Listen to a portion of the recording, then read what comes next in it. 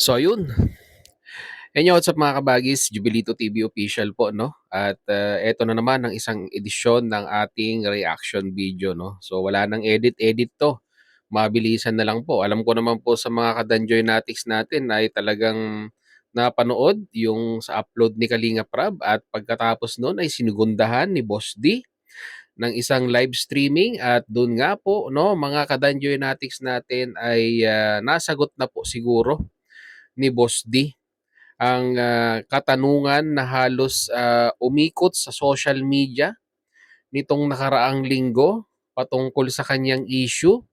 Sana naman ay naging straightforward na po 'no yung sagot na yon ni Boss D at wag na po nating kwan 'no, wag na po nating dagdagan 'no. Ang importante lang naman po dito ay yung marinig mismo sa bunganga ni Boss D yung mga katagang pag-amin patungkol po dito. Hindi man gaanong kadetalyado yung kanyang mga statement na binitawan ay masasabi po nating sabi nga nila ay siksik liglig. Wag na nating idagdag yung salitang liglig, no? Siksik na lang po, no? At very sabihin na nating common sense na lang po, no? Kasi yung mga ibang viewers gusto gusto nila detalyadong detalyado eh, di ba? Yung kay Dan naman dun sa kanyang live streaming na straightforward, 'di ba? Umamin na nagkamali at humingi po ng kapatawaran, 'no? Sabi niya nga po ay, matira na lang po ang mga solid na supporters po ng kanyang channel, 'no? At, ito sana po ay magsilbing, aral na rin po sa mga panatiko na hindi po lahat ng ating napapanood ay, may magandang ending, 'no? Siguro sa kalooban ng mga fanatics ay alam naman nila na yun nga po ano, scripted lang sa simula 'no. Pero kasi yung iba po talaga hindi po maiiwasan na umaasa na meron pong magandang, kahihinatnan yun pong, love team 'no. Eh, kaso nga po sa sitwasyon or sa kaso po ni Joy at ni Dan ay, hindi po para sa mga panatiko po ay hindi po naging, happy ending. At ito'y magsilbing aral na rin po sa mga sponsor na limitahan po natin yung emosyonal na nararamdaman po natin sa mga usaping ito. Dahil siyempre isa kang sponsor, eh, naglalabas ka financially para sa sabihin na nating ikatutuwa ng iyong damdamin sa napapanood mo. Tapos 'pag may hindi ka nagustuhan ay siyempre po 'no, ay magiging involved ka talaga sa mga sinusuportahan mo 'pag may hindi ka nagustuhang bagay na napapanood or naririnig sa love team na, sinusuportahan natin. At, yun nga nasabi rin ni Kalingap Dan na meron naman pong agreement pala 'no, meron naman pong agreement na napagkasunduan bago po simulan or bago po gawin ang love team. Na kung saan ay both, parties naman po ay nag-agree. So maganda po 'yan.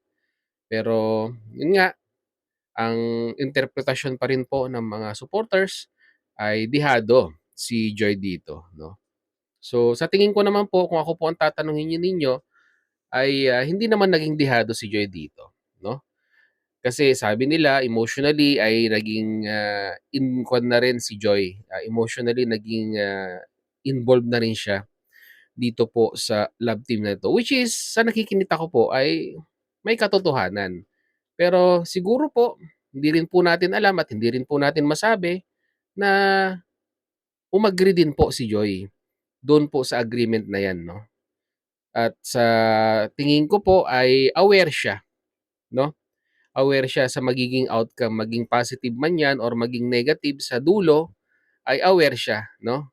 May tinatawag nga po tayong kwan, eh, non-disclosure agreement 'no, na pawang sila lamang po ang nakakaalam at hindi po puwedeng i-share sa ating mga viewers, puwera na lamang po 'no, kung wala na sila sa kalingap. Do'n puwede nilang sabihin, pero hangga't nasa kalingap po sila, ay meron pong tinatawag na non-disclosure agreement na hindi po puwedeng sabihin sa mga viewers kung ano po yung napag-usapan patungkol po sa love team na 'yan. Well, Isipin na lang po natin in a bright side ika nga 'no, na nakilala si Joy ng lubusan, nagkaroon ng maraming sponsor at sabi nga po yung iba ay sponsor ni Boss D ay lumipat na kay Joy 'no. Yun na lang pong isipin natin na nai-secure 'no, nai-secure ang future ni Joy in regards sa kanyang pag-aaral dahil po marami po ang mga sponsor na sumusuporta sa kanya ngayon 'no. Kumbaga aminin man po natin o hindi, yung tampo or yung galit na nararamdaman nila kay Dan ay nai-convert into a positive energy by supporting Joy 'no, sa kanyang pag-aaral 'no. Yun po yung naka-focus ngayon yung mga ibang sponsor dun po sa academics, dun po sa mga pangangailangan ni Joy sa kanyang pag-aaral at dun na sila nagpo-focus ngayon. Kagaya nga po ng sinabi ko kanina, ito po ay magsilbing aral sa mga fanatics, sa mga viewers, sa mga sponsor na hindi po lahat ng napapanood natin ay meron pong happy ending 'no.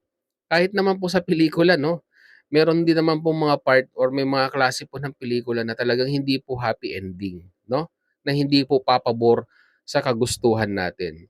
Ang importante lang po dito mga kalingap, mga ka-Danjoynatics natin ay, 'di ba, by the end of the day kung nagkaroon man ng pagkakamali ay, natututo tayong magpatawad at magpatuloy sa ating buhay.